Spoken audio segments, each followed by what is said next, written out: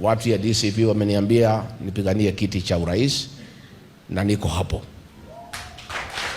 Lakini tungetaka tuambie Wakenya wasikuwe na wasiwasi. Sio kusema kusimama kwangu inaweza gawanya upinzani. Sisi tuko wengi sana. Tuko wengi sana.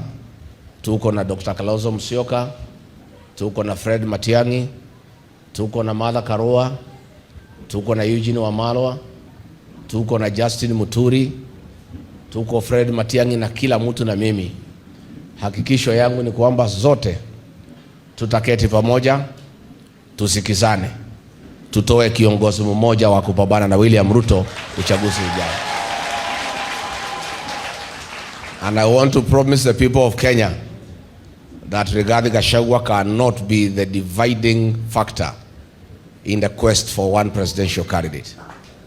Mimi nina matumaini na ninaomba wateue mimi. Naona nimetosha.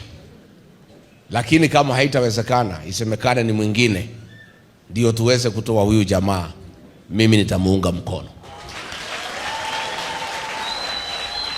So we want to clarify to the people of Kenya that our objective, our plan, our quest to have one single presidential candidate still stands. And the fact that we have declared individually does not undermine that commitment and that objective. So musijali, tutaketi chini tukubaliane hapo mbele. Lakini saa hii kila mtu atafute umaarufu wake, si ndio? Kila mtu you go and consolidate your support. Kila mtu azunguke, atengeneze chama yake ikuwe strong, atafute wafuasi. Kila mtu wako huru na sote tuko pamoja. Then hapo mbele tutaketi tuulizane kati yetu nani yako na umaarufu ya kutosha ya kupeperusha bendera na ya kuleta ukombozi katika Jamhuri ya Kenya.